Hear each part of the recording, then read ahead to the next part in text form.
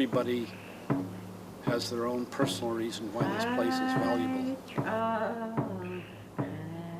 If you developed Echo Heights, you would never be able to find another Echo Heights.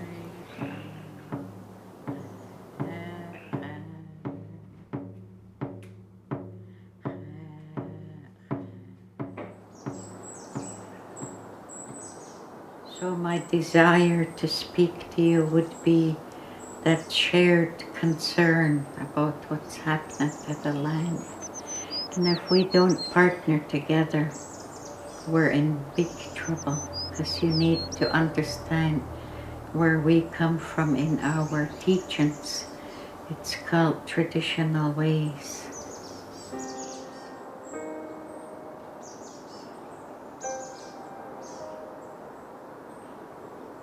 Echo Heights is a 52-acre municipally owned forest that in the last 20 years, if not longer, has become a real treasure for the local community as a place to walk and chill out and take the dogs out and enjoy. And it's one of the few remaining parklands of its type in the Chemainus area. My name is Kelly Bannister, and I'm an ethnobiologist, which is the study of the relationship between people and plants and animals in the environment. So yeah, we use Echo Heights as a really important field site for learning about the plants, sometimes with a local First Nations elder like August Sylvester or Florence James, teaching us a little bit about their cultural knowledge about uses of plants or importance of plants in a spiritual way or in other ways. Other times we go out with school kids and help the kids sometimes see for the first time maybe a woodpecker hole or a certain kind of fungus growing or maybe a critter that we find under the rocks.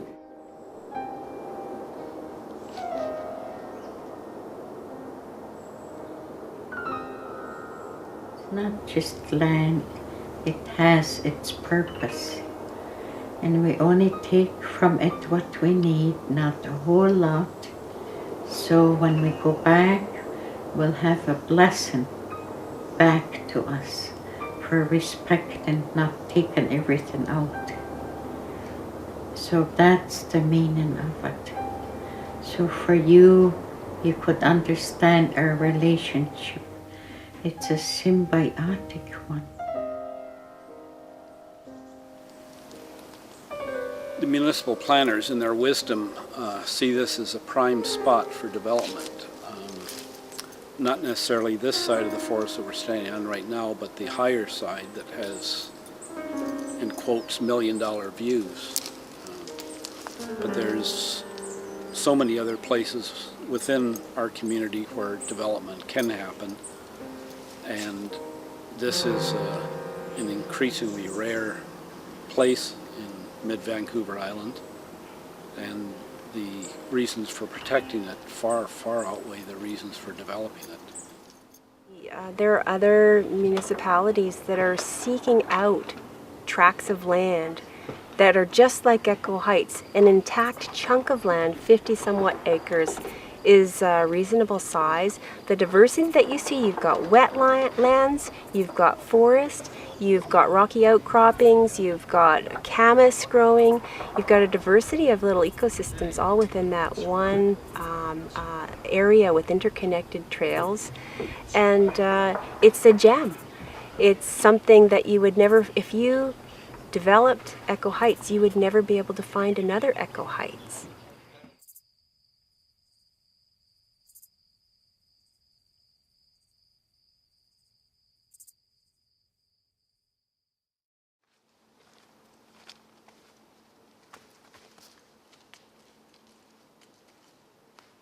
We've found out over the last few years by talking to a whole series of scientific experts like biologists and ethnobotanists that this place is very valuable as one of the last Gary Oak meadows in a coastal Douglas fir ecosystem.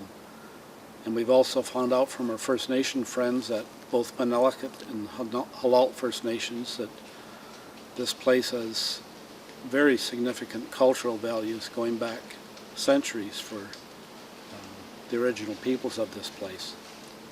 So there's many, many reasons why this place is valuable, and it very, very few times is the word money mentioned when people talk about its value.